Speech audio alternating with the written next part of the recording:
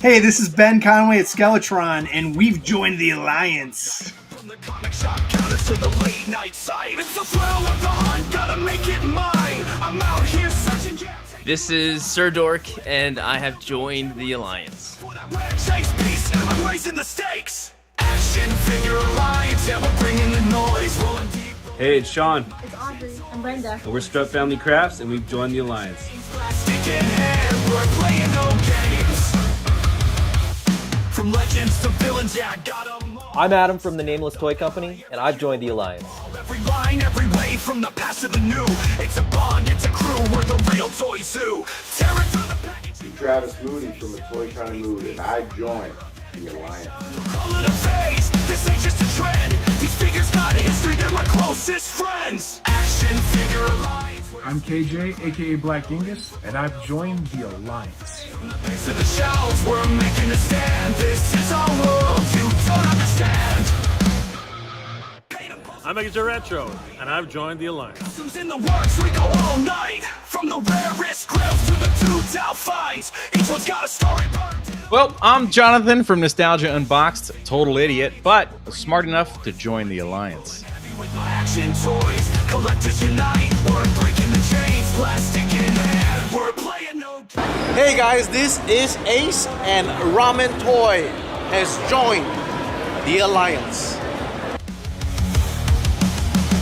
From legends to villains, yes, yeah, got 'em all. We're after legends. Hey everyone, this is Chris Scott from Grindhouse Toys, and I'm part of the Alliance. This is our pride. From legends to villains.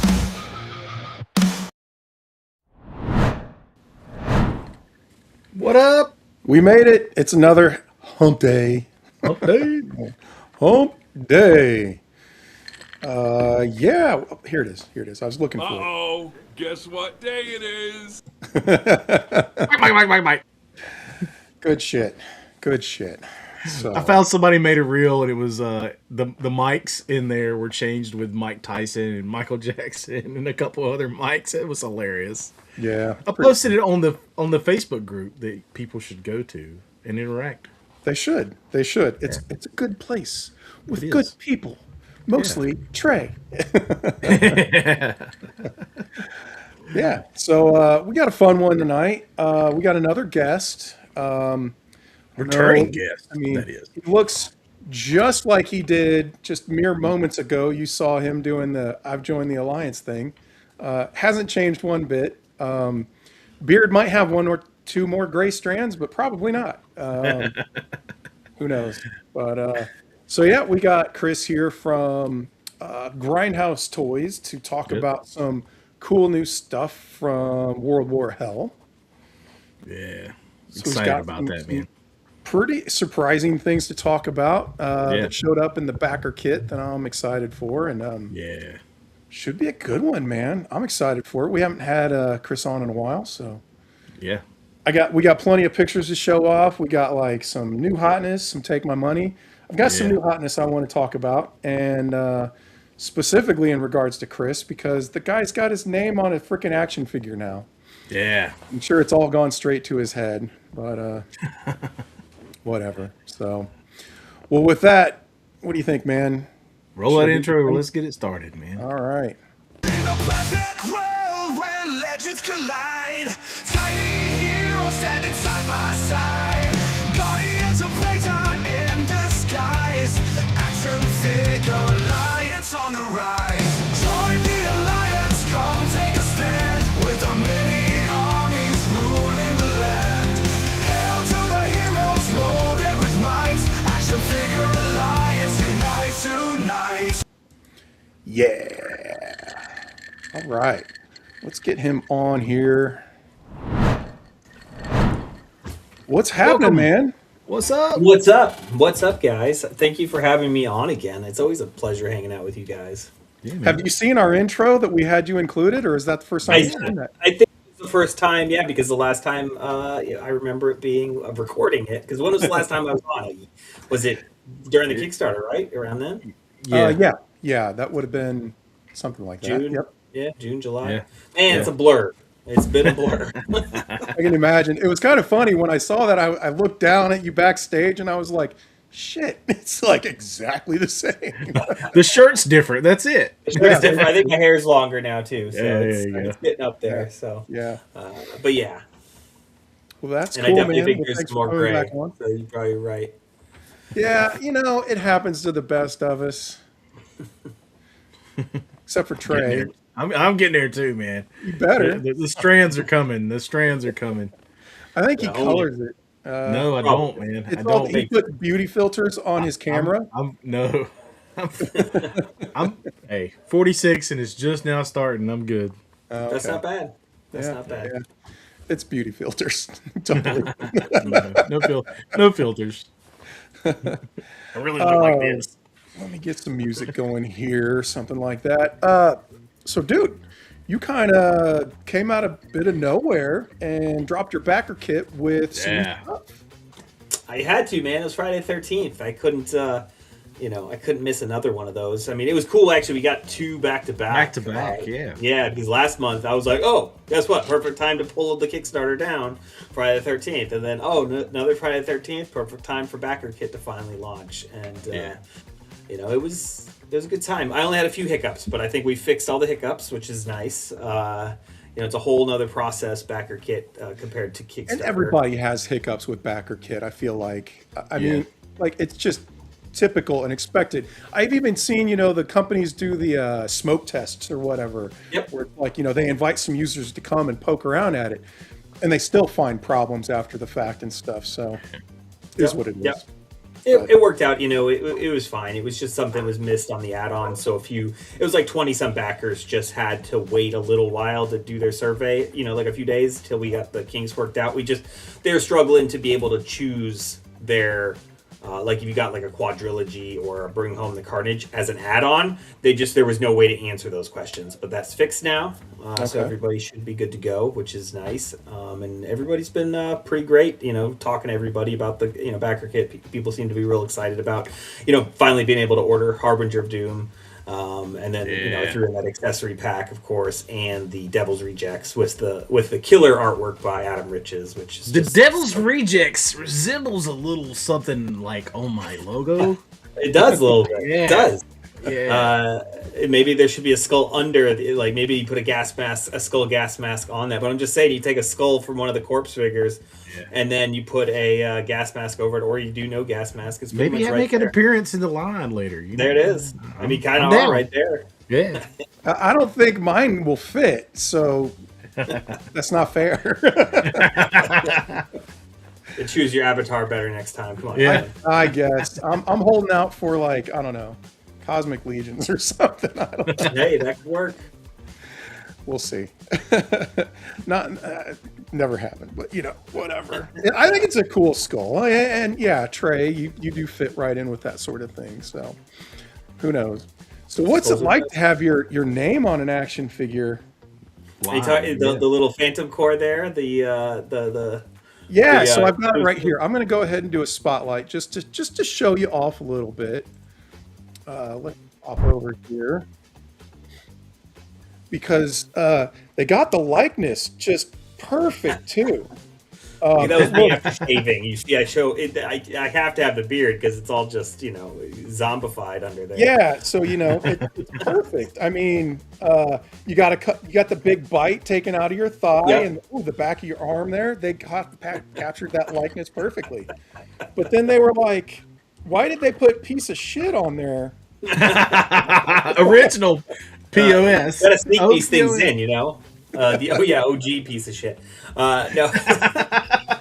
It's great being able to get that in there. It was funny. Me and Bill were laughing about that. When we were messing with that figure. Probably it has to be at least last year or more because it went up for pre-order last year.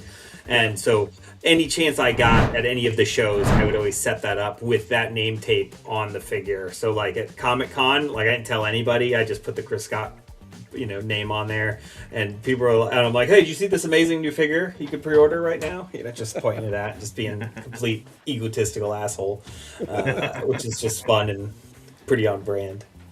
Yeah, I figured I just had to take a shot at you Oh, of course, of Put all course. the zombie stuff on him, you know. Thought it was pretty funny. You should have used the bearded zombie though. Come on, Yeah. What it's can not I a do? good. It's fine. It's fine. I'll allow it, I guess. You're right. I should have. I didn't even think about it. I just went over to my shelf and I was like, zombie, perfect. Oh, and it's the ugly one, even It's better. the ugly one. You just went by that. I got it. I see how it is. Yeah, we try. So, so you got the cool nameplates on there. You got yours. You had Sean Rourke and Bill, of course. Bill. Yep. And then the POS. I was making fun, but that's is that like a normal thing where it's like the blood type? Is that that's what it is, Yeah. right? Yes. Yep. So So the medic knows what blood to give you in battle. So yeah. I didn't realize that would be like right there, front and center, like that. Is that? It may Yeah, not be it's as still like on a name tape and yeah. Oh, okay. that was one of the things I tried to incorporate more with when I was working on stuff with Monster Force. Is I did it on the Invisible one too, the Invisible Man. He's got one, but I think I put Invisible instead, like INVS for the blood type. So I was just dumb and funny. But yeah, stuff like that. A lot of times you'll have I mean, you could really customize them in any way, in shape or form. But usually you'll have your name. You could have your blood type. Rank could be on there. Different things, but. Using it as like an army builder, we tried to keep it a little more generic and stuff like that. Yeah. No, that's really cool, man. And of course, like the camo that you did on it is pretty slick. Yeah. How long did that freaking take you? And how do they accomplish that? Okay, so we talked about, I think maybe it was just with Bill and Mike from Big Bad Workshop, but the like the dip for the eraser. But Yeah. how are they doing the camo for these? Like, is this all hand done or? No, that's still I'm pretty sure that's still doing the hydro dipping style. Because I was talking about it with Bill at ZoloCon, and I was looking at the figures, and I'm like, yeah, they're really nailing this. But if you see certain spots where it looks like a little stretched here and there, that's because of the hydro dipping process. But it still comes out so good. Oh yeah. Yeah. And but me painting it, yeah, it takes a while. Like the multicam is 5 or 6 colors, so that takes a long ass time to kind of just get it, because it's not just like, hey, out of the bottle. It's I mix certain colors to kind of find that. I have pictures on my phone of this is multicam, or this is tiger stripe. I just did a tiger stripe for the custom class for Joe Fest. And I did a full-on, that was the first time I fully went tiger stripe, and did the falcon type look. And that took a while, because it's just so much detail in there. But I still think that eraser figure was the biggest pain in the ass, because I was, you had to do all the little cryptech, just almost like the flowers, I guess you would call it, for lack of a better term. And that took a long time. So did you draw that or paint all that by hand, or did you try to hydro dip it? Yeah, you did. No, I painted it. Yeah. Wow. Because You sent me a picture of it, and I was like, "Oh my god, that's freaking sick!" That's crazy, dude. It was pretty cool. At Zolo, Cornboy came up to the Monster Forest booth, and he had to pick that figure up, and he was like, "Oh man, did you paint all this when you did the Paint Master?" I'm like, "Yeah." He's like, "That's pretty cool." So it was kind of cool to see some toy royalty, kind of gushing about figures that I'm working on. So that was a cool moment. Yeah. No, that's awesome. So speaking of art and painting and stuff for toys, I've got some slides ready to show off for some of your new artwork. I like what this guy's saying. Plug that custom class, baby. Joe Fest. Oh yeah. Joe Fest that Thursday. Friday. Friday. It's Friday. Friday. Yeah, Yep. Friday morning. I think we're doing 9 to 3. Right. You got to sign up early ahead of time and bring your Footloose figure, and you can make a custom Falcon, and it looks like an awesome kit. I will admit, I have not done the Sergeant Slaughter I bought, and I don't think Alan has either. But I really would like to go to that class. I don't know if we're gonna make it in time to get to that, but I would like to. We're definitely trying to figure out how we can make that work. But yeah, hotels are pretty expensive, and taking time off work just makes it all that much worse. Yeah.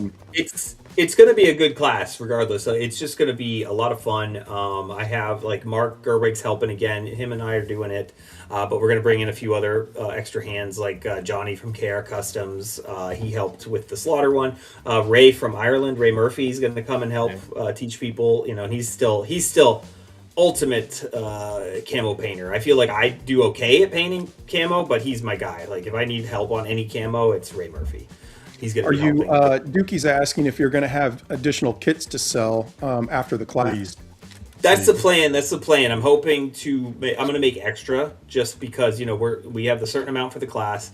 I'm going to make a few extra for people who maybe can't make it and still want to. It'll be a little bit more money because that's kind of the discount. That's kind of what John used to do with Chicken Fried Toys when he would do the custom class, because it was kind of like, this is that special price to kind of do it in person and all that. And anything extra is, it might be like $10 more. It won't be like double or something crazy. Yeah. But we're still working on that. I'll bring my paints, save one for me. Maybe you can do it while we're there. Yeah, absolutely. It's a good kit, and that Footloose is like perfect for him. And I actually already have a Footloose, and I bought it specifically for that. So nice, cool. Well, I'm gonna bring up some of these pictures and things. Let me see if I can get this to show up a little bit bigger. Sometimes you can stretch it around. Hold on, bear with me. I'm trying to make it work a little bit bigger. Guess not. But, dude, this artwork is really cool for Sergeant Graves here. Thank you. I love how that's my favorite. Well, there's so many good ones. I love. That's my favorite in the next one. That's my favorite too. Exactly. That's how it has felt, working with so many great artists. And Shane Pierce just absolutely killed this. He's an actual he's painted for Heavy Metal magazine, which is super. Oh, that's awesome. Have him, on the line, and Graves. I really wanted to kind of have that feel for his artwork, and he did such a good job. And then the logo on there is really fun too. So Jason Bienvenu from Spiro Toys and I worked on that logo. You mean the Sergeant Graves logo? Yep. Okay. Nice. With the chevrons and the skull, it just came out so cool. Yeah, that was good. That's cool. So let me ask you. So you're commissioning these art pieces for your line, obviously. Yep. Does that mean you get to keep the originals? That that one's digital art, so that would have been done on Procreate or something like that on an iPad. But the one Adam Riches did, the Devil's Rejects one, that was the first fully traditional piece, painted piece, and I made sure I was like, I'm keeping that. So he did like a mask that he showed, or that showed him pulling it off, that was pretty wild, man. Yeah, he used a lot of classic techniques and things because he's a big fan and kind of student of the game with old school movie poster artwork, and Drew Struzan who did the iconic Thing poster, or Back to the Future, a bunch of amazing movie posters from the 80s and 90s. He used a lot of similar techniques that he would use back on the classic movie posters, so it was cool to see that in real life with our stuff. It was just freaking cool. Yeah, that's neat. That's neat. Awesome. Yeah, I mean, I didn't really think about the digital thing, but I bet you the majority of what you're getting done is probably digital these days, isn't it? Yeah. It's this looks kind of like a Joe style paint, which is really awesome. But regardless, it looks really cool.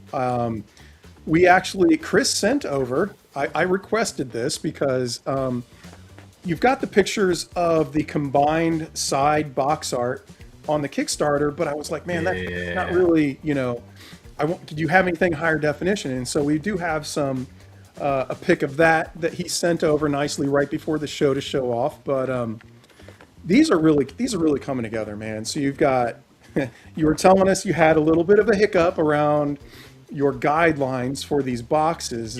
Was that for these specifically? Yeah. So it was every one of these VHS boxes. So it's 10 of them. And so the guy, because I just took the Necromancer box packaging, lines, because so how the packaging's working this time around, like Brian Sauer did my Necromancer packaging back when I made that figure, as I launched stuff all over my desk. Hold on. And so for this one, and so when the die lines were set up, I'm like, okay, that should be exactly the same. It's exactly what I want to do. And so I guess it changed before print, and I didn't know that. So instead of me asking, I just made all 10 packages, and been photoshopping for the last, I don't know, 3 or 4 months, doing all that. So luckily it wasn't that hard. It was still a lot of copy and pasting, but then you just had to arrange. It was just rearrange. Last days I got it all knocked out, so we're good. Move layers around and stuff, right? Yep. Cool. Okay. Well, glad you got it knocked out and figured out before it was too late. But yeah, man, these look really cool, and we'll show off that box art here in a minute. Here's your Sergeant Spectre one. Sick. There's Sergeant Spectre, Tim Barron artwork on that one. Mm-hmm. I think this is the one that I'm looking forward to the most, to be honest. But the story that he comes out of the weapon and he haunts the weapon, and they carry it around just to make sure, hey, is he gonna show and up? some asshole gets to carry the weapon around. Man, you make me carry this heavy. Okay, I'm just here for this guy to show up if he decides. Is he gonna save the day? I don't know. I just think there's something fun too about nobody really knowing his kind of backstory too much, so everybody just tells different ghost stories, and they could be extravagant and ridiculous, and nobody really knows, is it true? Who knows? We know he's a freaking force in nature. So one thing I didn't ask on the last picture, but I meant to. This is a little bit blurry. The images that I pulled down weren't, super detailed in there. But are you specifically putting everybody that worked on all of the stuff in there? Pretty much, yeah. Like, I don't think I'm missing anybody. If I did, it's like, I apologize. But I've got pretty much everybody on there. So, like, each one will change. Like, so that's the other thing. There's not really a lot that stays the same package to package. Right. Maybe like the size of something might be the same, or like that fine print pretty much stays the same on most of it. But like that credits, I have to do a different credits every figure because, depending on who worked on it, like, James Carter sculpted the majority of the line, but Arlen Pellichet did a lot of heads, did a lot of, like extra stuff. Mark Gerwig did like the figure stand and some of the weapons. So I have to make sure that everybody gets their credit. Because that's one thing, I love when people take that extra time to show who worked on it. And like when I open a toy or look at something that I got, I like to see who, it's like a movie really when you think about it. And, this is a toy, but it takes a whole bunch of people to really make something this cool, and so everybody should get their credit. And it's cool to know some of the names on the back too. So like, you see Mark at all the shows; he's always at the table, and that's cool. Yeah, that's awesome, man. So okay, you brought up the sculpting, and I have a rather specific question. Okay. If this isn't like in your wheelhouse, or you don't want to speak to this very much, that's fine. But I've been thinking recently about. So I do modeling and stuff myself in terms of, 3D modeling and things like that. But I've been thinking about, for whatever reason, it has been stuck in my head how the cuts and all that stuff is done for articulation. So you're carrying over an articulation scheme from figure to figure, right? I assume they're all kind of built on the same scheme. How does that work? Is that something that like somebody engineers first and then the sculpt goes over it?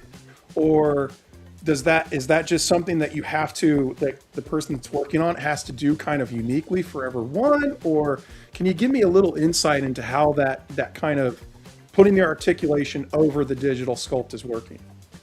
Yeah, it depends, depending on what kind of figure it is, like a 3 or a 5 POA figure is going to be a lot easier, to engineer than even an O-ring or a classified figure.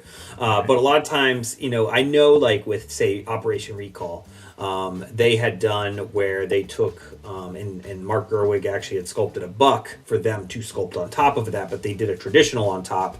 But it seems like most times, like with the sculptors that I've dealt with, I'm not a sculptor, but just seeing how they do things. A lot of times they sculpt generally like where that articulation is going to be, and then depending on how far they take it, they will go in and engineer it. Because a lot of times, certain sculptors do like to engineer stuff. I know Arlen does. I think Carter does too. But a lot of times, what you do is you send that over to the factory overseas, and their sculptors will go through because they know the tolerances exactly what they want. Okay. So even like my stuff was pretty much right there. They still went and they tweaked and changed and adjusted this to make sure everything's going to be perfect. And so it's kind of just an effort through multiple people, because even if you did it all up front and then send it off, they're probably going to change it because they have a certain way of doing it. Okay, that's cool. And that's a little unexpected that the factory would still be that involved with that kind of minutia, but I guess that makes sense. They have their own machining process and they know their own tolerances. And some of that stuff is still going to have to be adjusted, right? So, whether that's actually adjusting in the metal or, before it gets there, hopefully. But that's cool. That's cool. Well, I appreciate you indulging me on that one, because I've been like, how the hell does this shit come together anyway? But here's one that I hadn't seen up until just very recently. This cover art here. Yeah, Captain Winchester. So Brian Sauer did this one. He's the one who had done the packaging for my Necromancer, like the layout. So Brian does he runs Assembly Required up in the Codename Iowa show, the Joe show up there, and he does a bunch of work. He did a lot of packaging for Monster Force and stuff like that, but he's also an amazing artist. So he's not just a graphic designer. He can draw and paint and all that fun stuff. So I gave him Captain Winchester, and we wanted to give it that kind of classic look to it. And he really just nailed it. I love the whole, I wanted to go with like a Dirty Dozen feel with this one.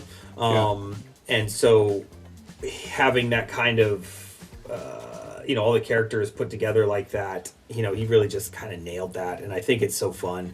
And then, when I saw it, it had that kind of cartoon feel to it, because Brian has a cartoon style, which I love.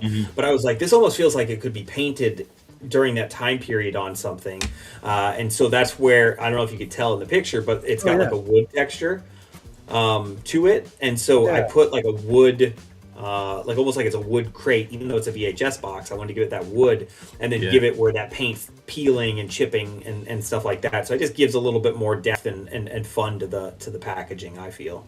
Yeah. Somewhere in the pictures at my parents' house is a picture of 8-year-old Trey during Halloween rocking the jumpsuit, the camouflage hunting jumpsuit with that exact camo on it. Oh, that's awesome. Yeah.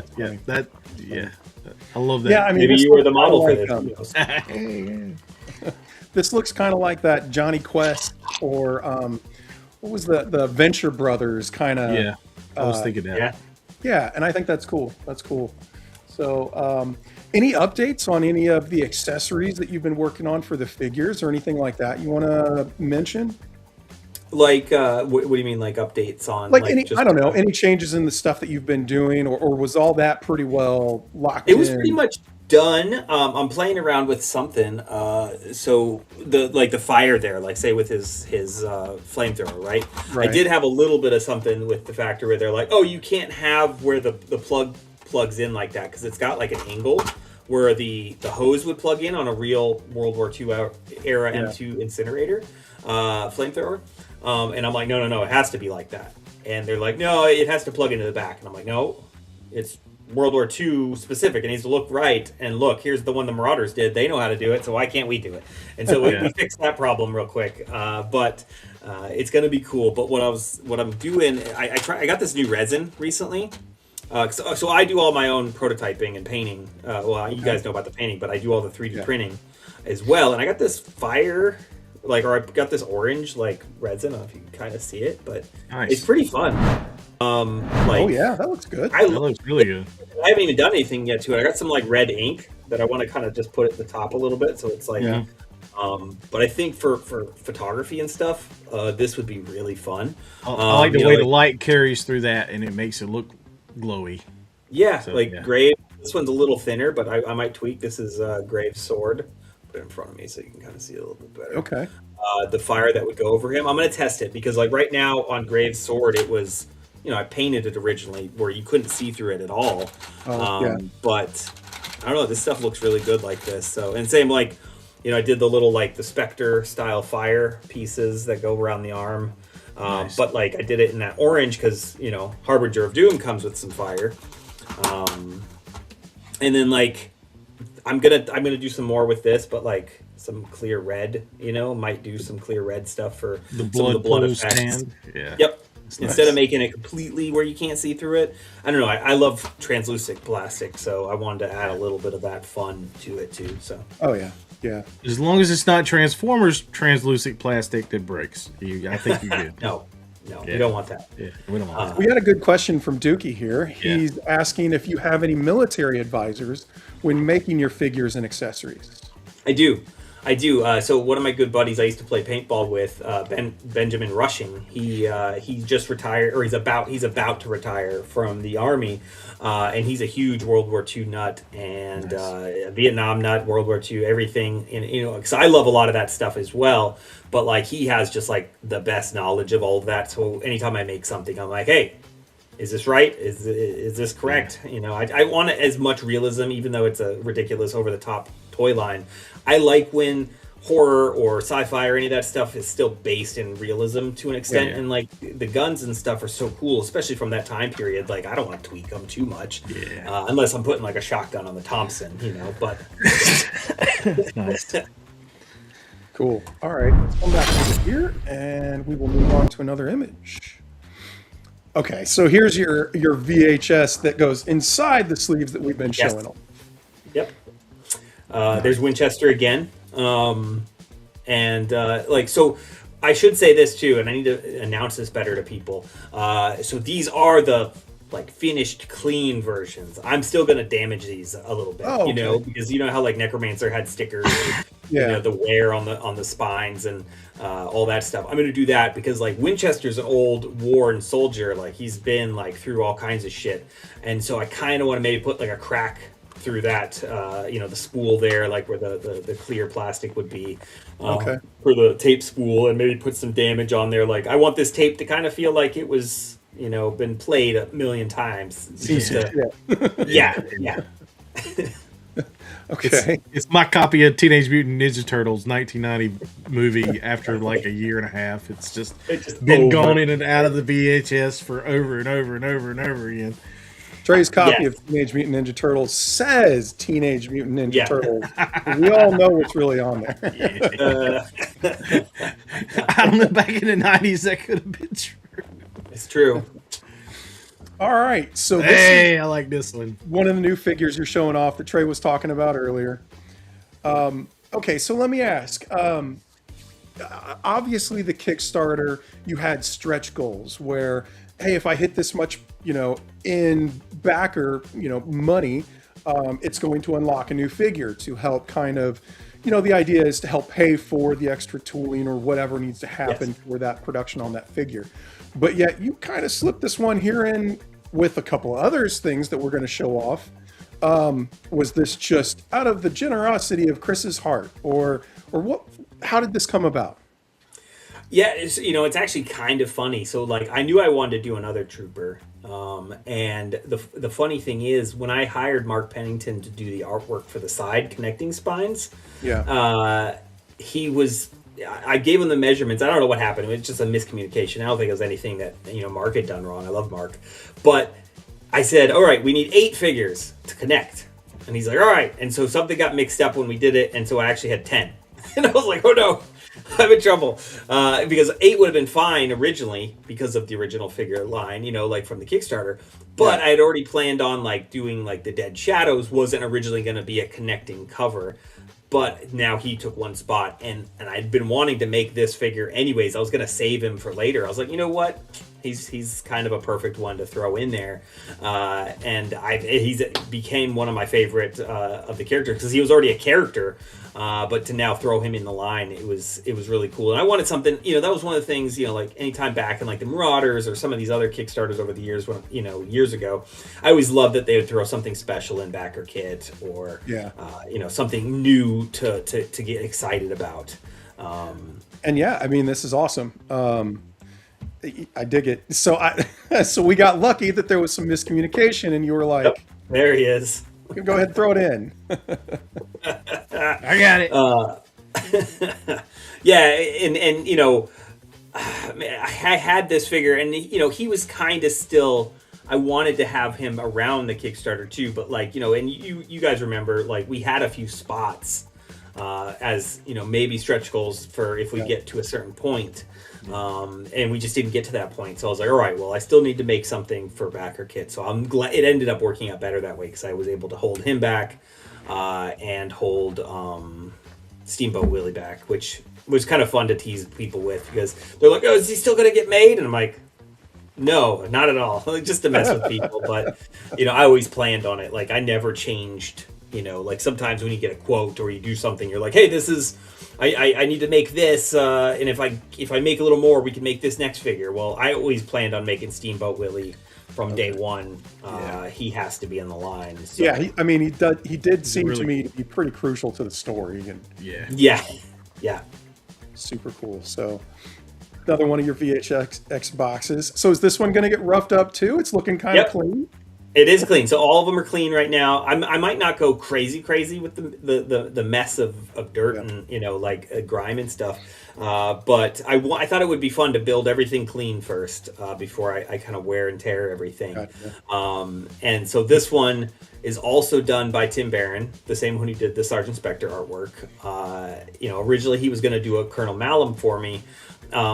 Because he had done the like World War Hell buddies, the dudes, what's up, but something got switched around where I had Yannick Bouchard do Malum, and so I was like, Tim, you want to do the corpse? He's like, yeah. And so, like, I was so happy with it. That's like my lock screen on my phone. It's so cool. That artwork came out so good. They're going to fucking eat you. I love it. That's awesome. I'm gonna have shirts at Toy Lanta with that, and I was like, should I edit the fucking part out of it? No. Like, yeah, people know what they want. The shirts have full F-bomb on it. So nice. Yeah. I think that's all the more fun. So are you like an actual vintage VHS collector? Because I know that's a thing. Yeah, so I like, it's funny because I had a few. I didn't go too crazy into it over the years. You know, I used to love them, and so I found it kind of later, and now I kind of use it as an excuse to buy. Like, I have a ton now, but that's my excuse. Like, oh, it's reference, you know. But I love them. Like, I have a TV up here in my upstairs, like we have a couch up here, and I've got an old 32-inch, you know, TV that's hooked up to, like, not a flat screen. You know, I have a VCR. The old school with the red and white wire. Yes. White and yellow. Yeah, white and yellow, red. Yeah, red and white, whichever one. It's like you hooked up the Nintendo old school, you know. Yep. And I have that hooked up too. Nintendo. I've got all a bunch of classic stuff hooked up, and I make my kids watch stuff that way sometimes. So. What was it? Retro Horror Con, where they had the big blockbuster thing set up. Retro Horror. Awesome. So they had the big video store. Yeah. Jason that's Video Mausoleum, and I was in there like the whole time. I wasn't at my booth. I was there just buying tapes and you were like a kid in a candy store there. I was. My wife and I actually had we put up her 2-in-1, her TV and VCR combo on eBay, and we're just like, God, the shipping's going to be super expensive. This is just dumb. But we didn't want to just throw it away, you know? Yeah. And, oh my God, the amount of money we got for that stupid thing. That was when we kind of realized that, hey, people are still kind of, you know, into this, and it was funny. I had an Emerson, one of those that would never die. Like, I could, if I would have kept it, it'd probably still be working right now. Okay.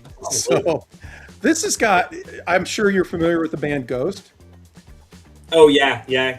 I'm not a huge Ghost fan, but like, yes, I see what you're saying there now. Yeah, I think it's just the text.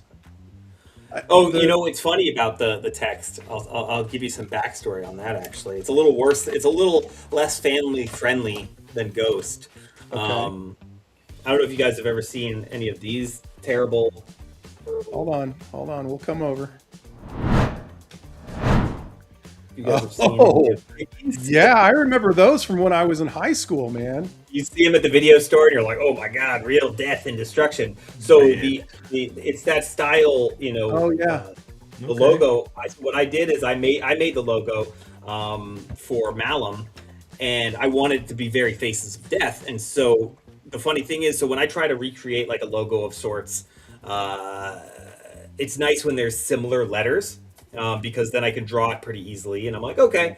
But there's like barely any in Faces of Death and Colonel Malum. So I had to pretty much try to figure out the best, closest way to do it, and luckily got it there. But I really went for the Faces of Death, full Colonel Malum's packaging, and I thought that was just more ironic. And you know, he's going to be the goriest character, but also he has no face, so I thought it was kind of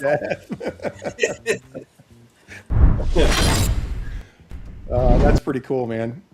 And yeah, again, this artwork's great. Yeah. Oh, dude, like just that is the cleanest. So this is from Yannick, and he does a lot of stuff. So like I'm a big fan of like the horror T-shirts, like Fright Rags and Cavity Colors and Gutter Garbs. There's a lot of really cool horror T-shirt companies out there. So like most of my closet's a lot of like horror movie stuff, but it's painted in this style usually digitally. And they do some really cool stuff, and Yannick is freaking next level, like that fire. So it was really cool to see somebody turn one of my characters pretty much into a real person, you know? Yeah. And then just the gore down there, man, like, gosh, and it's... Oh, it gets worse. I kept scrolling down. I was like, wait, there's more. So much more. You know, it was funny, and so he just killed it with this, and you know, he does a lot of like licensed type character stuff. So it's cool to see him, you know, tackle one of these type of characters. And then like that warning sign. That's funny. It's straight up Faces of Death, but I tweaked it, of course. You know, change it up to make it a little more funny. Like, you know, the whole thing's the death. I like the skull and crossbone with the swords, with the daggers or whatever. Yeah, on the belt buckle part. Yep. Yeah, that's cool. Because, you know, he's got a lot of ties to kind of that Baron Ironblood with an homage to him being the Red Shadows fan that I am. That white suit with the black cape. Yep. Yeah. Well, because you know, with that red usually, so that's why there's that blood instead. You get a little bit of that. That's a pretty good idea. Sorry, seeing what Abby put the VHS, but then people are gonna be putting their taped figures in there, and they're like, "This isn't playing." You know, I was trying to think of something like that for big stuff, and I was talking to one of the guys at Legion's Con, and he had a good idea. He was like, "Dude, you should make like a little TV box.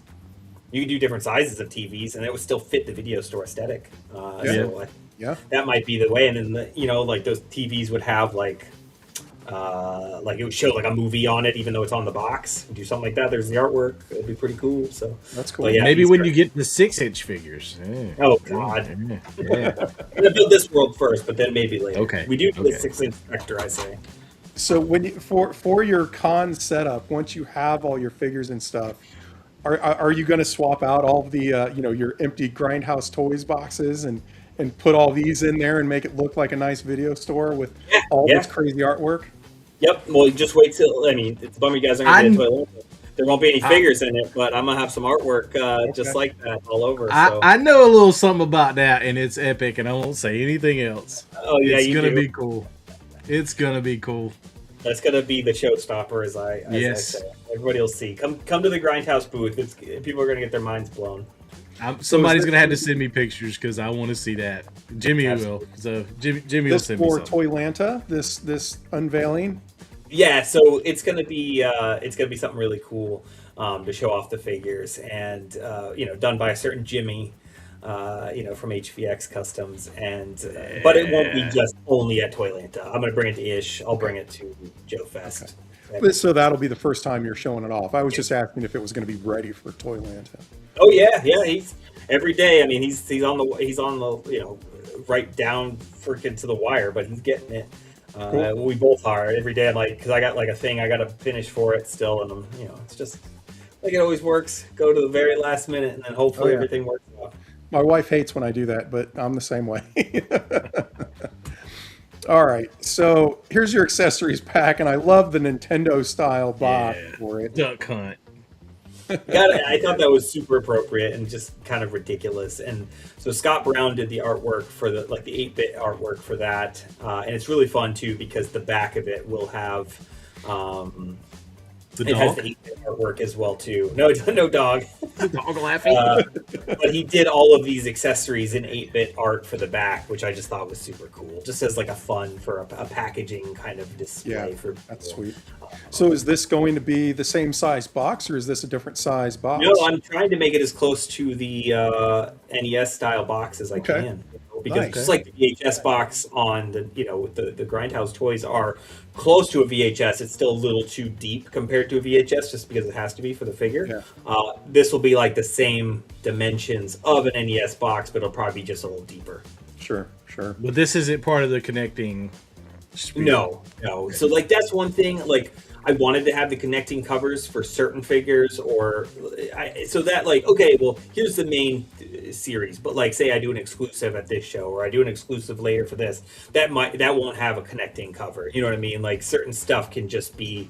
Like if you look at all your VHS tapes, you're like, oh, I have Nightmare on Elm Street. That's all connecting, but then there's Starship Troopers. That's just by itself. It still works. You can kind of still put everything together.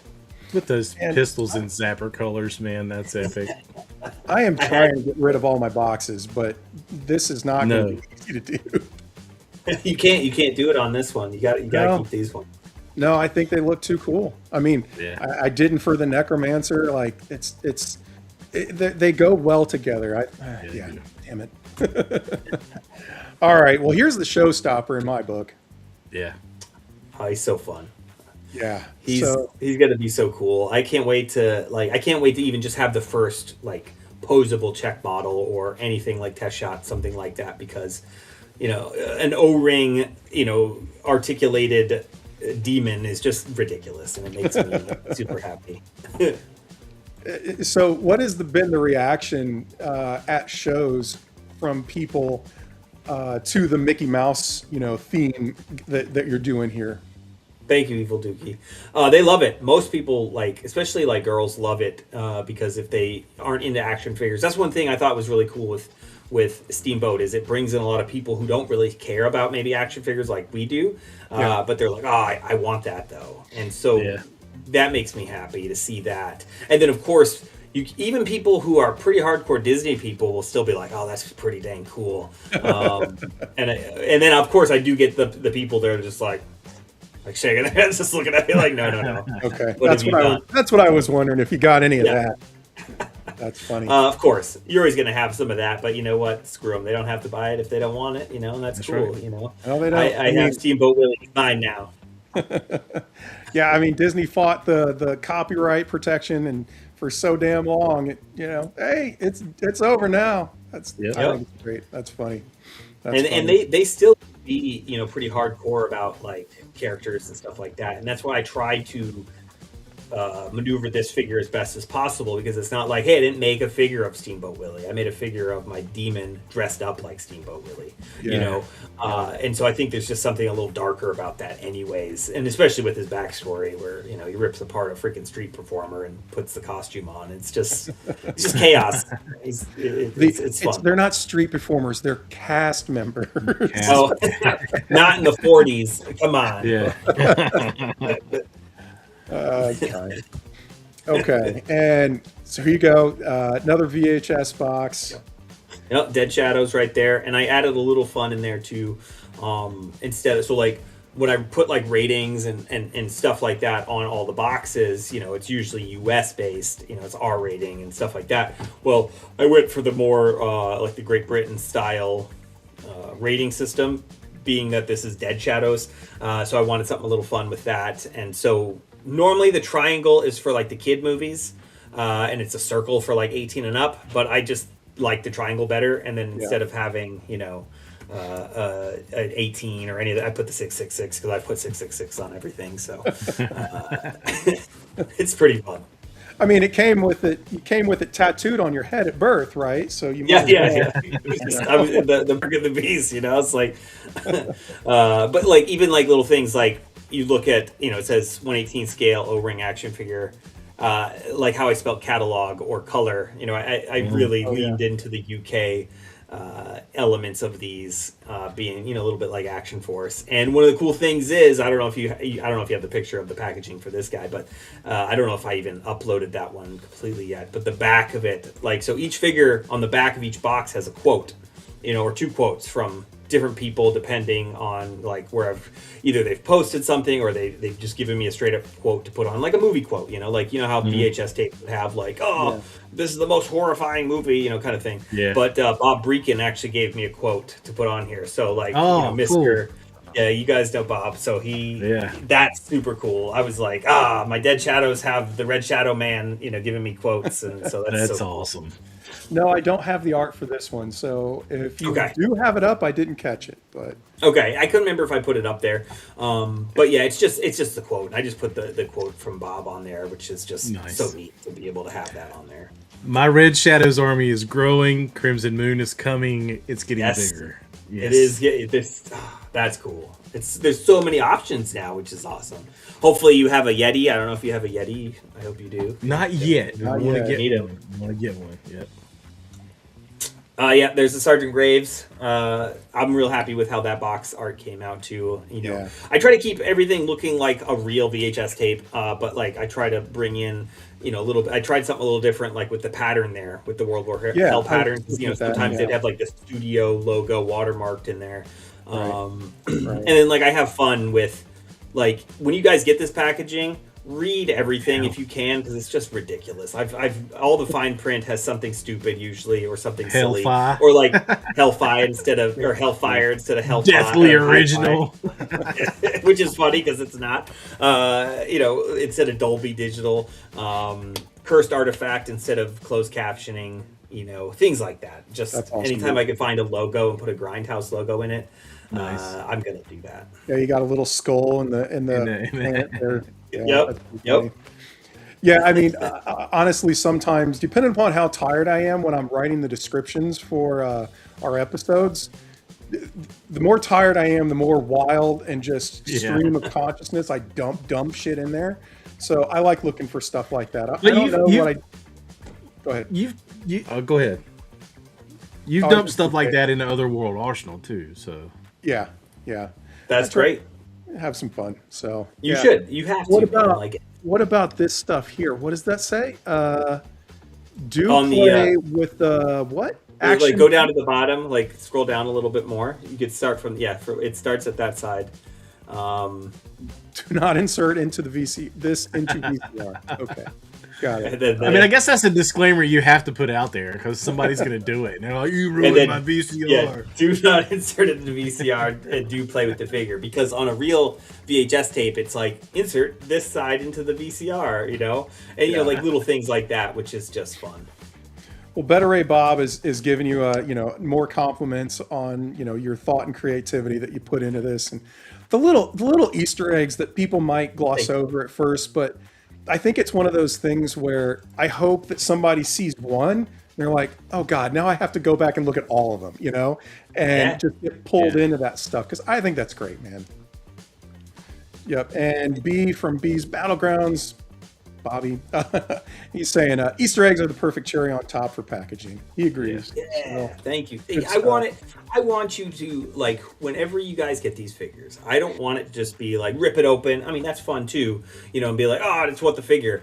Like, and not even just, I don't want you to just even look at it. Just like, I want you to really like look at every little freaking thing if you can, because you're gonna hopefully find a little chuckle out of it, because everything I tried not to copy and paste. Like so much stuff, like the labels there, every label is different, on these tapes. Every box is different.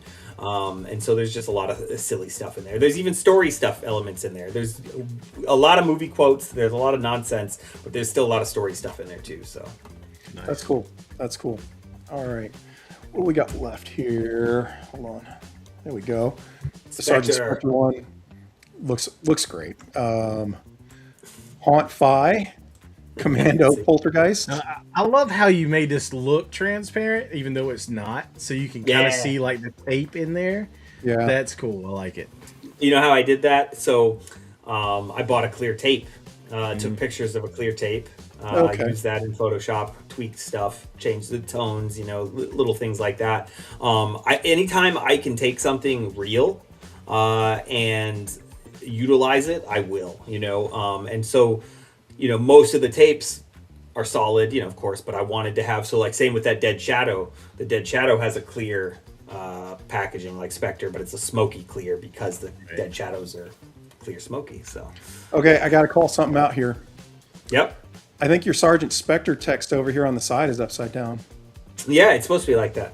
Is it? That's what's fun about it. Yeah. So that's the cool thing about, and I love doing this research with the VHS stuff, because like stuff just doesn't, there's no rhyme or reason on any of this stuff. And so that whole thing is kind of mimicking, I think it's Warner Brothers, where they did the black lines like that. I could be wrong. I think it's like my Road Warrior tape, which I think might be Warner. I can't remember. But yeah, it would print that way. It would be that way on the sides. And Well, so when you put the tape in, that's going to be upside down as the tape comes out, right? Yep. It's a little wonky. So are all of them like that? And I just noticed on this one, no. No, because see, that one's fine.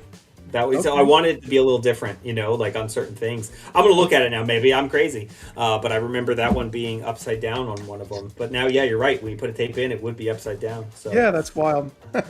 Well, no, I mean, you've got your reference material, and so I believe you. I just was like, why is that like? But that's awesome. Oh, and here you go. The corpse is upside down too, but that's on the actual case. But it's like supposed to be like zombie. Where's that?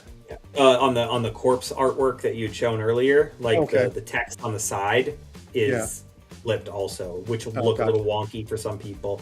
But that's what's the fun of it. No tapes ever matched up when you put them next to each other. Yeah. There's the clean Graves artwork. There's the amazingness of Shane Pierce's artwork. Looks so cool. I love these shadow figures back in here. I mean, this guy looks like he's half dead, but still walking, which is cool. This guy's obviously lost his face. Man, this is some nice artwork, dude. Oh, it came out so good. And you know, as soon as I got it, I had to put it, it's like behind me up on the wall there. So, it's so good. All right, what do we got left? Here we go. Ooh. There they are. So that's the non-connecting side. I don't mind the Horde Trooper having a little bit of red on his forehead for some reason. With the render, something got wonky there. But these are really fun to look at just next to each other. And this was actually the first time when I got these renders from Mark, I got to really see all the boxes next to each other. Because like this was literally a day after I finally got my last piece of art, which was the Horde Trooper there, and by Todd Braddard. And man, that just looks cool. It does. It does. What's the total measurement of them all stacked? Do you That's know a good that? question. So I can prepare a shelf. I mean, I'll find out for you. Okay, I got a 2 I'll foot have the shelf real ready. ones. I'll have the boxes at Toylanta to measure, and I can give you, because sometimes it changes when you put them all together. So, and there might be something I haven't told you about, So I'll keep you posted on some of that, at Toylanta maybe. So Absolutely, yeah. This does look great. I mean, and it's going to look so awesome on a shelf. I can't wait. and it's funny, and a happy accident with that also. If the good guys are surrounded by the bad guys. And I didn't even mean to do that. And so that was pretty fun. And then I made sure to, if they're on the same side, like the same kind of unit, they kind of match. So you see those Devil's Rejects all to go together. Yeah. The Cerberus with Winchester and the Cerberus, they're the same. And then the bad guys are kind of all over the place because I felt like that makes sense. Right. Okay. That's cool. Ryan Willard is saying that those will have their own spot on the shelf below the displayed Fig Dio. Yeah. Awesome. As well it should. That's awesome. All right. Okay, and then here's the money shot, if you'll forgive the terminology. Yeah. But dang. Okay. Built that whole battle. The artist, I forget what name you said. I'm terrible with names. Mark Pennington did the artwork on this, and he's the one who designed all the G.I. Joes from 87 to 89 and worked on X-Men in the 90s and Spawn, and he's just a freaking legend. Nice. So it looks like you've got each character's box has the character kind of front and center, Involved. that small portion of the art.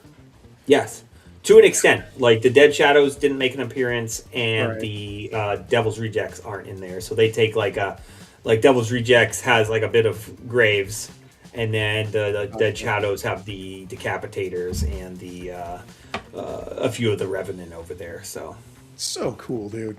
Very cool. And that one's an original, actually. So like that's all digitally colored, Right. but it was inked and drawn And traditionally on my wall over there, the mark. So Nice. yeah. Yeah, this looks great. I mean, yeah, I'm gonna have to rotate it. Just flip it back and forth. And Decide which ones you want to display. That's what's fun Yeah. about it, you know. It never If gets you were to old. do prints, that would be a good one to do. I think it would be for sure. And I've done some like little poster prints that I do of some of the artwork, but I want to tackle some big stuff like this. And I think right now people will get it here and there because they're ready for the figures. But I think once the figures come out, I think some of that stuff will do better, and I'll have more options. And I'm even looking into some of the places like Printful, or there's guys who make my pillow guys, and so like if I even have something where you can just order it and they drop ship it, just more artwork for people to put up. I think would be awesome. yeah, that's cool, man. That's cool. I would like to see some of these things as posters or prints or something like that for sure. So Absolutely. yep. All right. That is the that is it for the new pieces of art that you had to show off. Unless there's anything on like your Instagram or something you want me to pull up.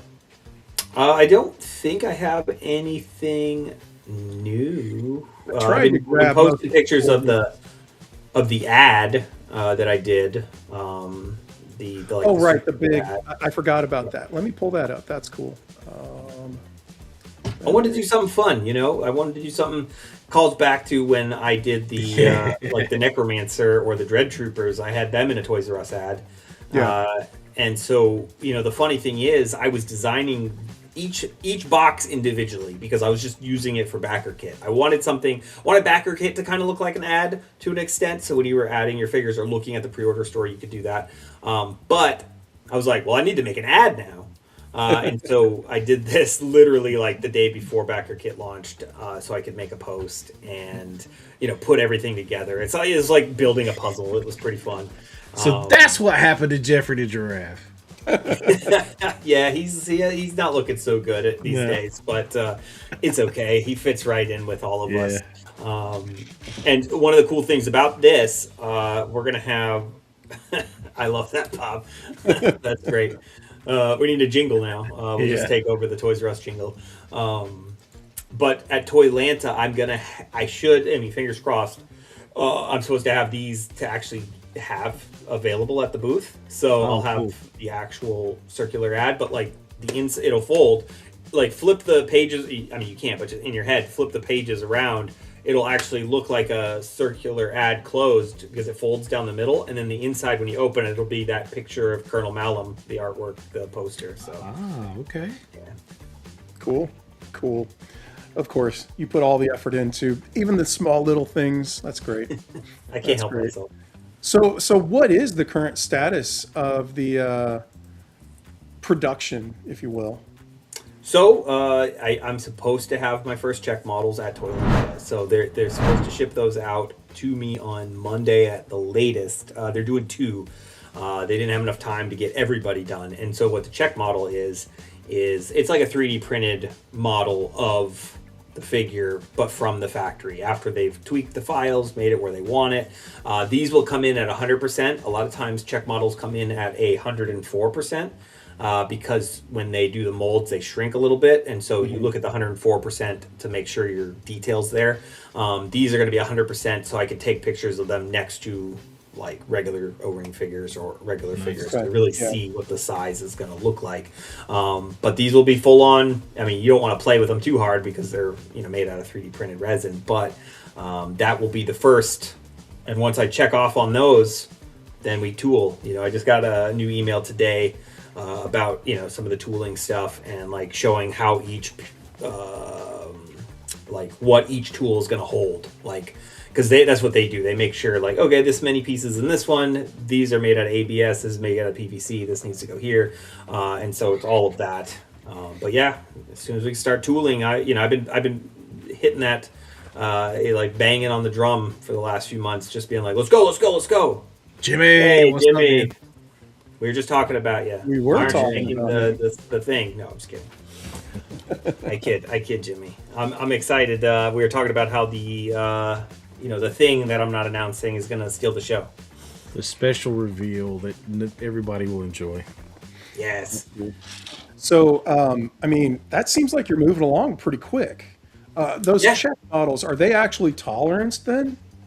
Yeah, like, so they will move pretty much like a figure. It'll move, and it's like, again, fragile, but like I've got experience from going through like the Monster Force. So I got to play around with that stuff when we got the first like Series 1 check models and stuff like that. I actually have one, and they're pretty cool. It's something like I could print myself here if I wanted to, if I had those files now. But like files I've sent, the factory has now adjusted and made it so it's full on. Like they'll be screwed together. It'll have the O-ring in it. It'll be straight up the figure that we're gonna get. Very cool. So will they give you those files for you to have for reference later, or is that something kind of proprietary to them?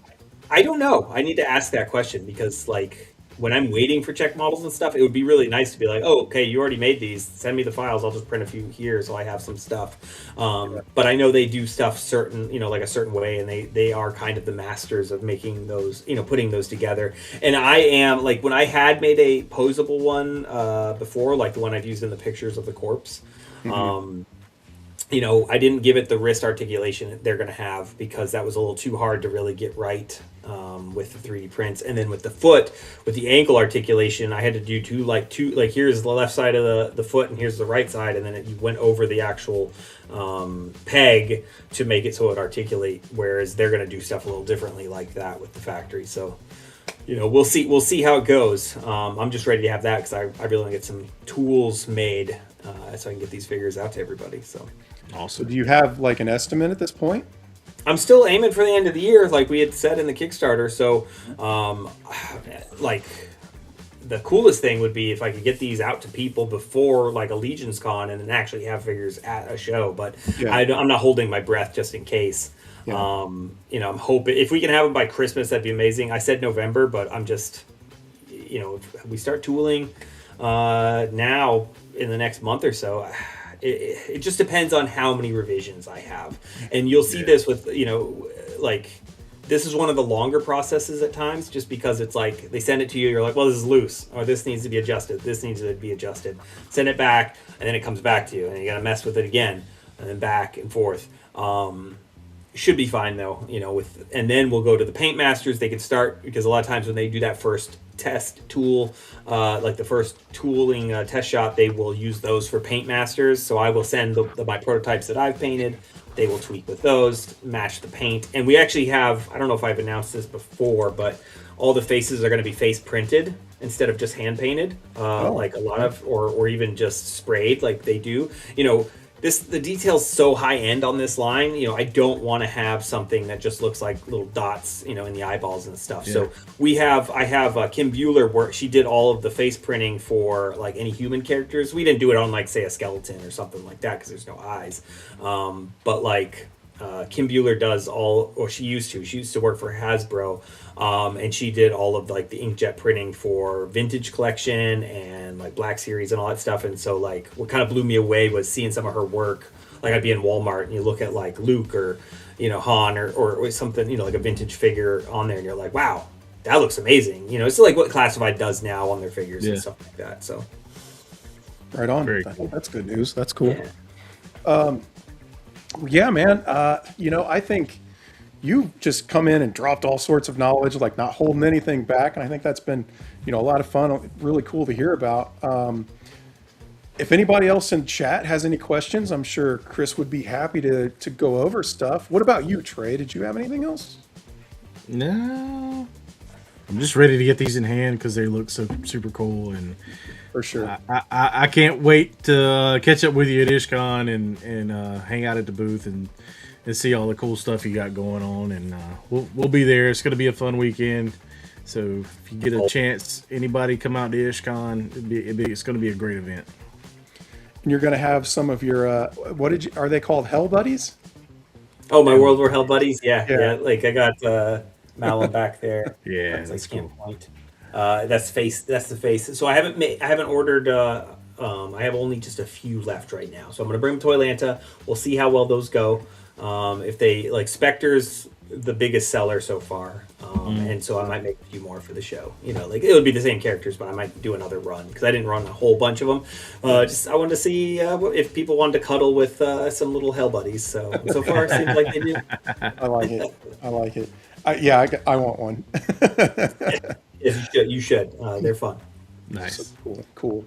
Well, with that, man, I think you want to hang out here and we can do some of our other stuff, some new hotness. I think we got, and sure. Some figures you freaking painted. So cool. Let's do. Where is it? No. Yes, this one.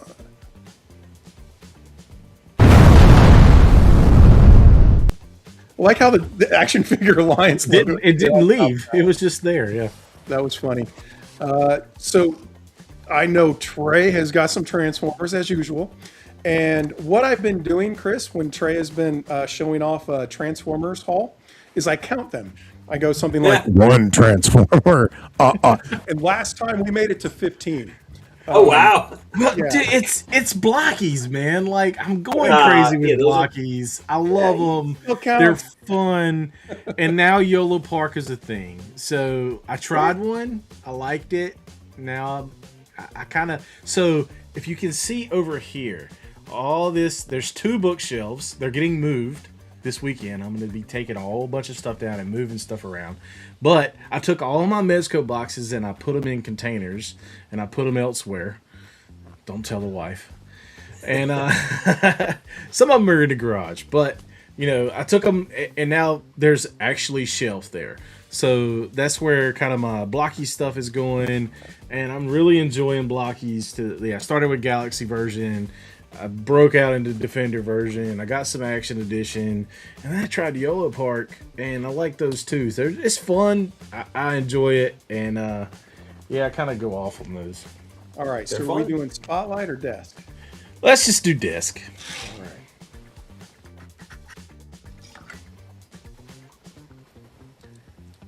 So we're gonna start with the big guy. This is Unique Toys. What's it called? Fuel Supply Provider, but it's Octane. Okay. And this is my second third-party figure. And it's another masterpiece, right? It's another masterpiece. And I think Octane's big enough that you can say, okay, you can have a larger version of Octane and it not really do any damage to anything. He was a big character to begin with, but I'm really digging this one. I'm waiting on my stickers to come in so I can put Decepticon logos on him. But I'm really happy with this one. And the reason I decided to go with this guy was because I looked around and I saw the Hasbro versions had big gaps here in the legs. And I didn't really care for it. And I was like, all right, am I going to spend the money and get the one that actually looks good? And this is the remake, so the head sculpt, the face sculpt looks a little bit better too. So I'm really happy with it. The instructions are really bad. So I finally watched somebody online transform it and was able to transform it last night. It had been in truck mode for a while. Then I put it in plane mode and I put it in robot mode. Definitely that's how it's going to be displayed. And so got some stuff coming to add to that. And then the third party is, I woke up in a new Bugatti. Oh. This is Drift. That's cool. Is that Iron Factory? Iron Factory. They call him Kochi Norimune Suki. And so yeah, this is Drift. And this was a difficult fucking Lord of Brooklyn. Appropriate gaps. Yeah. Nah. Appropriate gaps. gaps. There are literally companies that are made to fill those gaps. So everybody needs their gap filled. Anyway, I'm happy with this. I like the robot mode, so once I put it robot mode, that's probably the way it'll stay. So they're a little bit kind of samurai-like, right? Yeah, this is a samurai. This is Drift. So he's got his samurai look to him, and then we'll go into some blockies. These are the special editions. What's that? Oh, that's cool. Chris, do you do blockies? I bought one for my son, and then I opened it because he never did, and we haven't built it yet. So I was like, I mean, he's also 18, so he's just he's not feeling it. Like I'm like, come on, why didn't we have these when you were 10? Yeah. I like them. They're fun to build. This is the 1 in 36 chase or whatever for Megatron, and you know, it's cool when you get the special one. And then this is kind of the not the super special, but the special Shockwave, and he looks really cool. So yeah, I like the paint look on that. Yeah, he's got that shimmering, shiny version. Is that just the plastic? So yeah, that's just the plastic. That's look got a lot of sheen. So, yeah. Yeah, these are cool. They're cheap for the price. What you get. Yeah, I mean the Galaxy versions are like $8 to $10 depending on where you buy them. Defenders like $4 to $5 depending on where you buy them, and then there's Classic. And I hadn't put this will be my second Classic, but I had to have a Shockwave that looks a little better. Yeah, and then I forgot to do the count. I don't know what we're up to. We're up to like 6. 1, 2, 3, 7, 4. This is 5, 6, 7, 8, 9, 10, 11, because they're over here. And I'm not going to show off every one of them because it's the entire wave of YOLO Park. Oh, shit, dude. Hound is one of my favorite Transformers. And this one's really cool. But, you know, if you buy the box, it comes with, each figure comes with a Build-A-Figure piece. And it happens to be Gummy Bear Hound or Hologram Hound, which is appropriate because he shoots out holograms. One of my favorite Transformers, and I just think this is really cool. And took some pictures with them. And there's another wave of, you know, here's wave 1. Trey doesn't half-ass shit. When he goes into something, he goes in. I like it.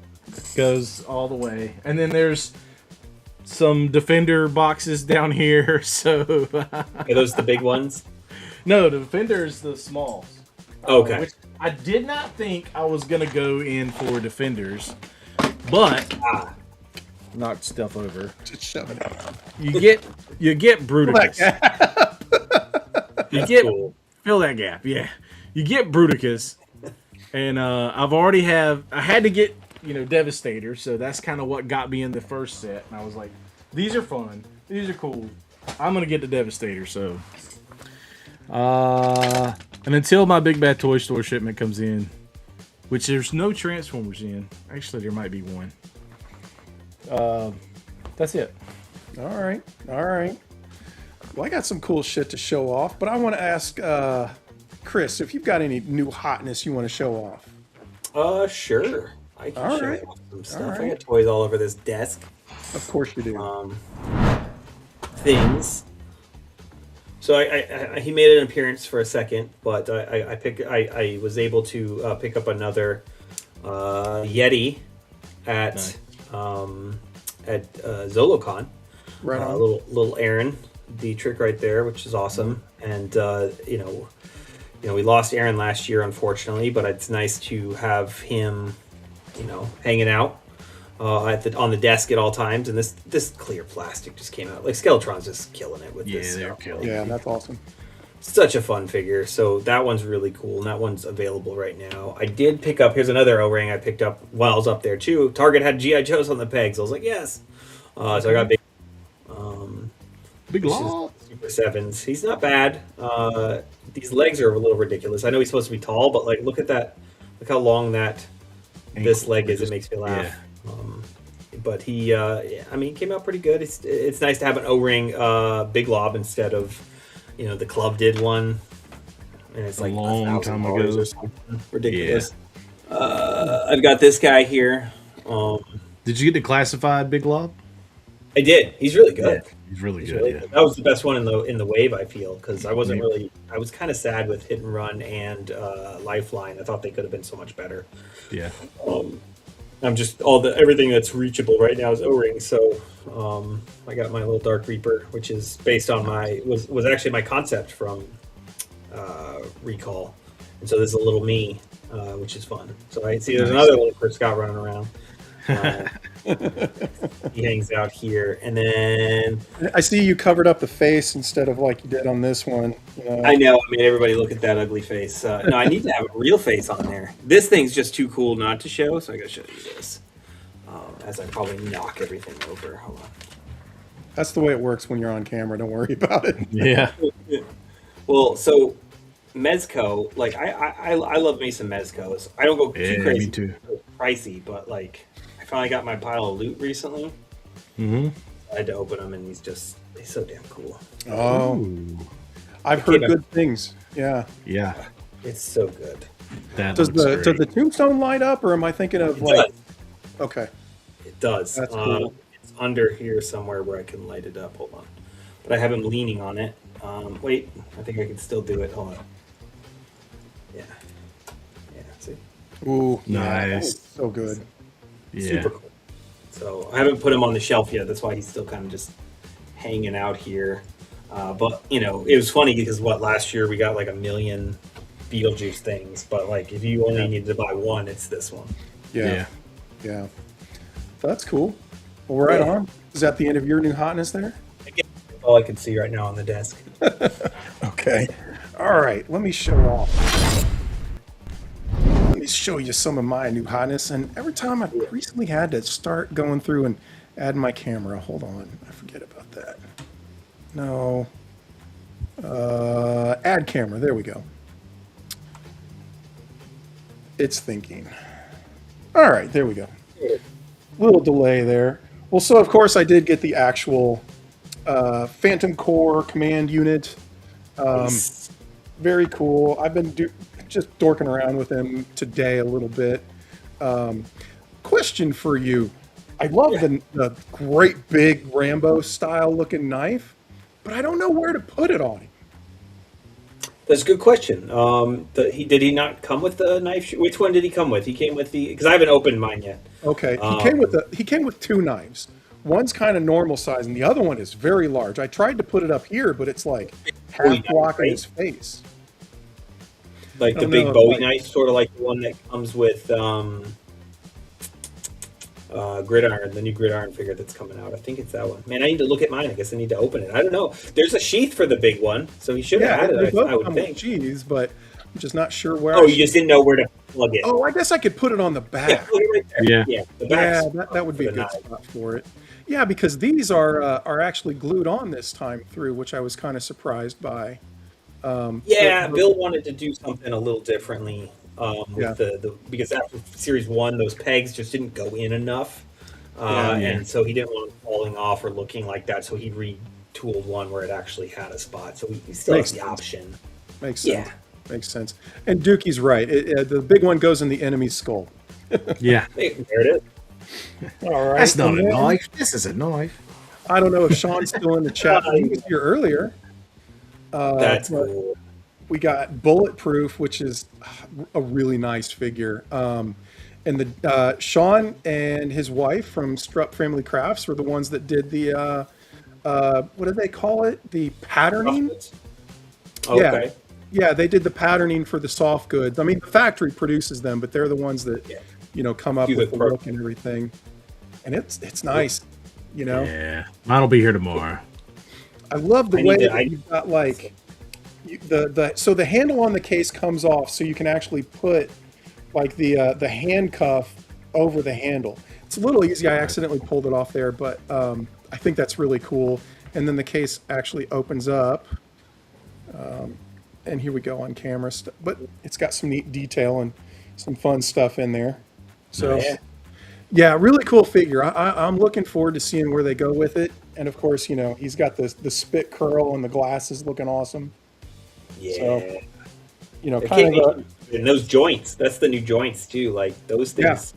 how Yeah. he bends, so buttery. Oh, so smooth, so smooth. Yep. I really wish they had that for the eraser because that is like one of my all-time favorite figs, man. But Yeah, it still works well. Thing after is going to have that. All the new ones are going to have Yeah, that. it's just not that smooth. Sure. And then I also got this guy. We're having a very big bad workshop episode, it seems. Yeah. But he's cool, and I like that, he's got the different kind of like gear, over the shoulders looking like instead of the big full chest plate. But yeah, I got two of both the command unit and this guy. Nice. Have some options and stuff. And then I got this lady. So this is, she's got something in her hair. Kind of a third-party Resident Evil, I think Jill Valentine. Yeah. But with these boots and that skirt and stuff, I was kind of thinking I might try to do a Baroness custom. Yeah. Because I think she fits the bill. So. And is the dress just soft goods? Is that the? Yeah. That's cool. It works. And I like that mix of soft goods with plastic. It just it works. Yeah, and this one's interesting because they actually came with static legs that you can swap these out for. I guess to maybe kind of get a little bit less interrupted with the joints and maybe a specific kind of a pose. But yeah, it's a cool figure. What's weird is you don't have guns that fit in both holsters. So she's got one gun which will fit in either, but she's got another gun which is way too big to fit in either one of these, which is kind of strange. But it's a Resident Evil thing, so maybe that's just the way it was in the game. I might be missing out on that, but I did like the flashlight with the little green lens, and I thought this pose looked, kind of cool. So anyway, yeah, she's pretty slick, like that. And then I've got a couple that I actually just opened today. Ooh. So this is V-Toys Taki from their Cyberpunk line, and he's pretty slick.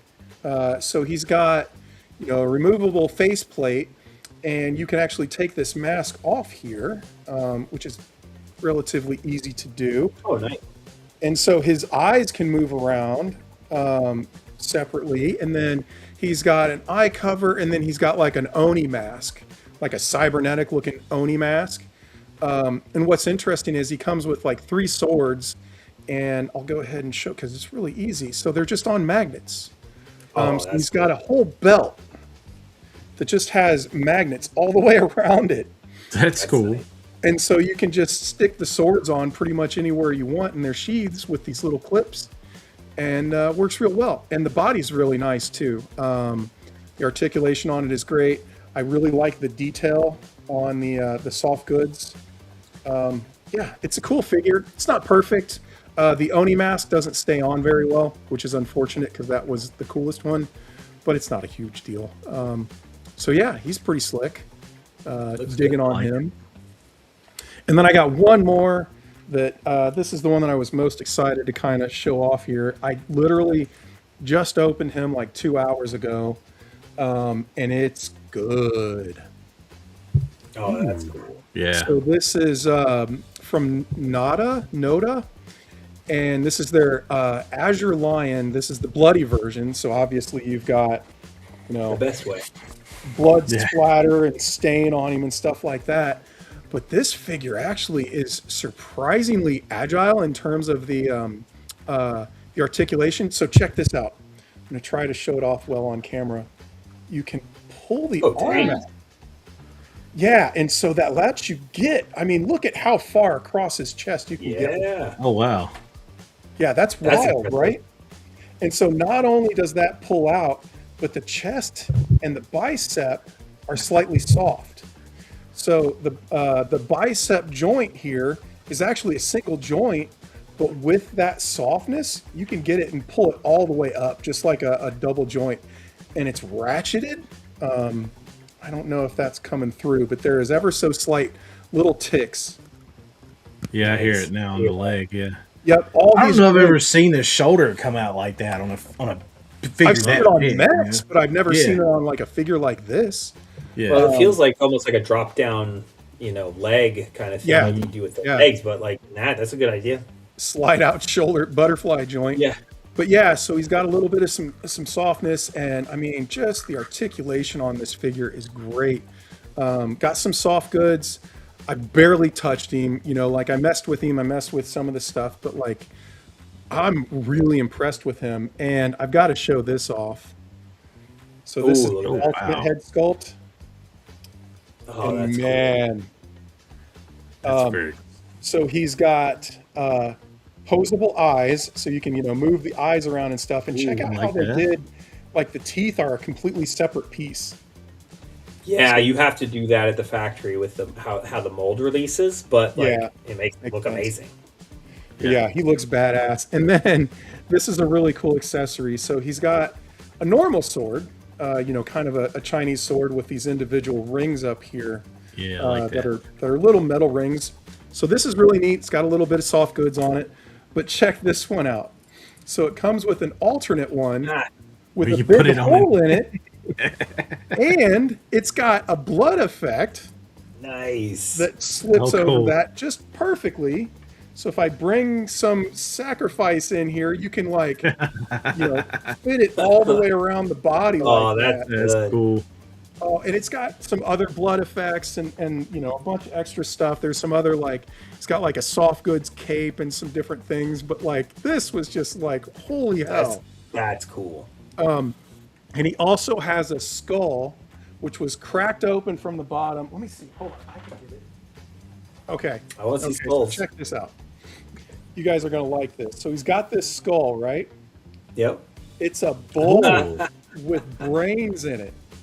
So he can hold it and like drink out of it. Dude.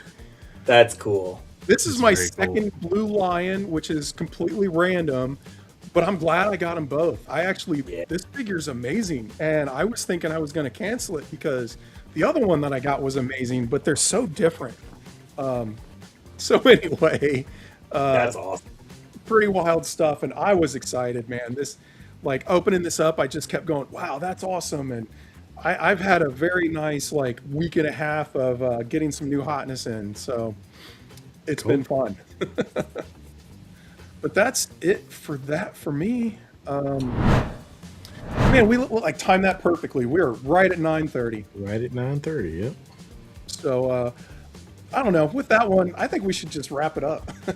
Yeah. Sounds good.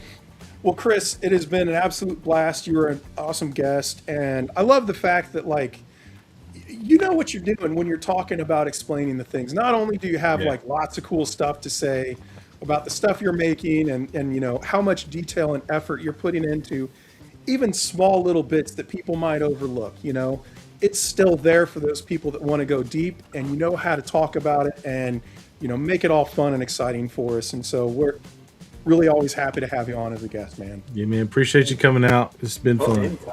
Anytime, man. I have fun hanging out with you guys. Thank you for having me. I appreciate it, man. Appreciate it. With that, I think we're calling this one. It was a fun one. Take it easy, Alliance. We will see you next week.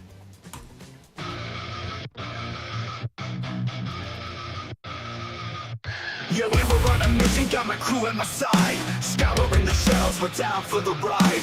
Plastic warriors all lined up tight. From the comic shop counters to the late night site. It's the thrill of the hunt, gotta make it mine. I'm out here searching, yeah, taking my time. I'll flip every aisle, don't care what it takes. For that rare chase piece, I'm raising the stakes. Action figure alliance, yeah, we're bringing the noise. Rolling deep, rolling heavy with my action toys. Collectors unite, we're breaking the chains. Plastic in hand, we're playing no games. From legends to